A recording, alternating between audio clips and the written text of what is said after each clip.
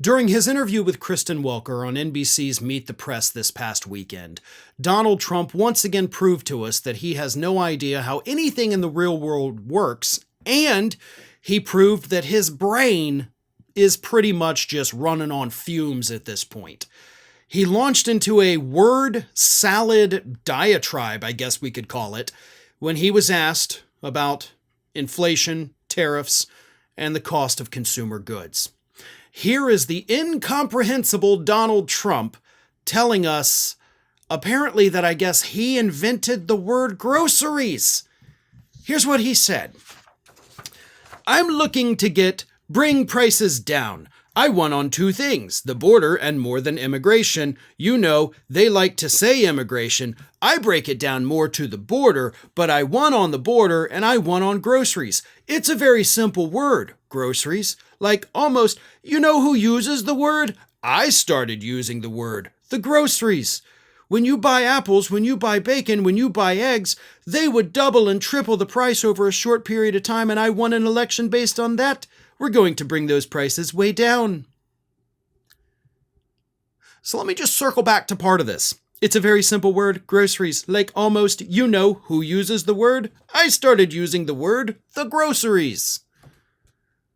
I don't know if I need to say this, but I'm gonna go ahead and say it just in case any MAGA freaks stumbled across this segment here. Trump didn't invent the word groceries. No, that is absolutely not something that he made up. I mean, we've been using that word for God knows how long, probably, I'm willing to bet, longer than Donald Trump has been alive. But here he is, like almost claiming like, I use the word groceries. I don't know if you've ever heard that word, but it's a pretty great one, right? I call them the groceries. When you go to the grocery market, I call it the grocery market. I don't know what other people call it. Like, this man is crazy. Like, there's something genuinely diagnosably wrong with him. And we're all just sitting here like, okay, this is going to be the next president. Like, no, I'm not okay with this. It's not just that he has bad policies, which I'll get more to that in a second, but he's fucking crazy. Can we just acknowledge that? Can we at least as a society come together and be like, this man is absolutely effing nuts? Because he is. I mean, good God, if you don't already see it, I don't know what more it's going to take. But he's not well. And he's about to be president for the next 4 years. But let me continue, because then at one point, Welker starts to kind of push on him like, hey, inflation is going to get out of control with these tariffs. And he insisted, he's like, no, we don't pay tariffs. Tariffs are paid to us, he said. Listen to this crap. She asked him, the tariffs could raise the cost of groceries. Can you tell us that they won't? And he said, I can't guarantee anything. I can't guarantee tomorrow. But I can say that if you look at my just pre-COVID, we had the greatest economy in the history of our country. And I had a lot of tariffs on a lot of different countries, but in particular China. We took in hundreds of billions of dollars and we had no inflation. In fact, when I handed it over, they didn't have inflation for a year and a half. That's not true at all. Inflation was low relatively during the Trump years. Sure, 1.9%. But that was still half a percentage point higher than it was under his predecessor, President Obama, where inflation was only 1.4%. So inflation not only existed during Trump's years, it was actually higher than the previous 8 years. And pre-COVID, economists were already predicting that Donald Trump's policies were going to send us into a recession. Not to mention the fact that he's like, we had the tariffs and China was paying them. No, they weren't. That's why you had to have your federal government send out checks to farmers who were filing for bankruptcy at record numbers because of your tariffs on China, which are not tariffs on China at all. But all of this is easily refutable, and the fact that Kristen Welker didn't do that pisses me off, and it showcases the failures of corporate media. But anyway, Welker then noted that economists agree that consumers pay higher prices because of tariffs. So she did push back on that. But then Trump just said, I don't believe that.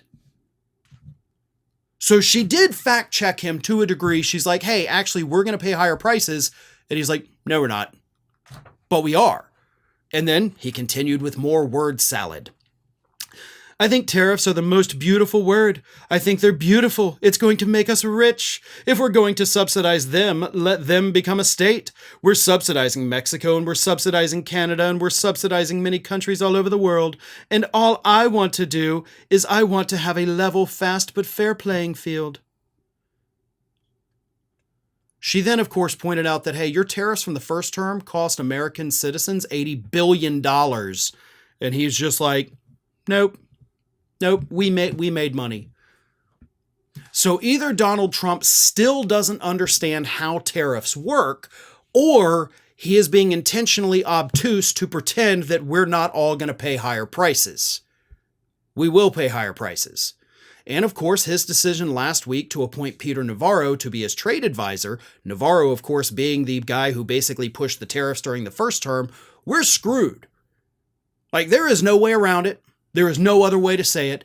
We are going to get screwed from these Trump policies. And again, he's either choosing to pretend it's not going to happen, or he's genuinely stupid enough to not know that that's how tariffs work.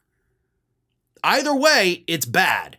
Like, I would almost rather have him be stupid than pretend to be stupid so that we don't think we're going to get screwed over.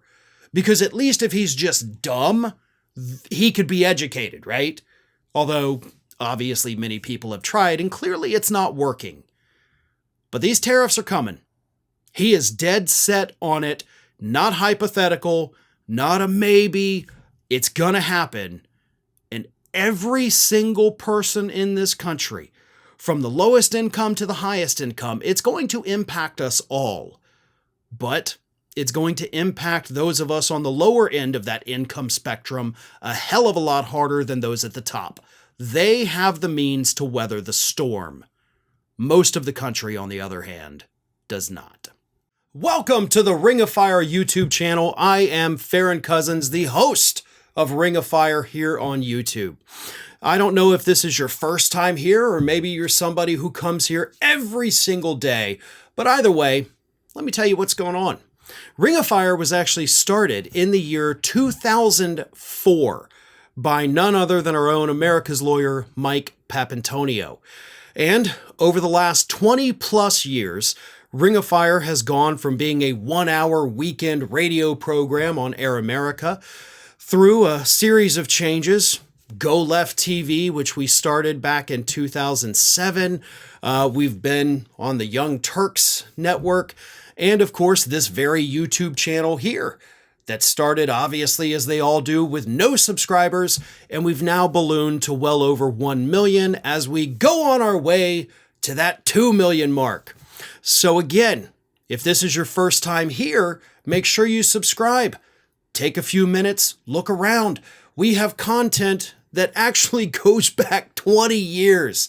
So there's lots to see, there's lots to do. And trust me, with the next 4 years of Donald Trump getting back in office, we will be here every day, every single day with fresh content for you to keep you informed about what's happening and, of course, to warn you of the potential dangers that Donald Trump poses as we approach his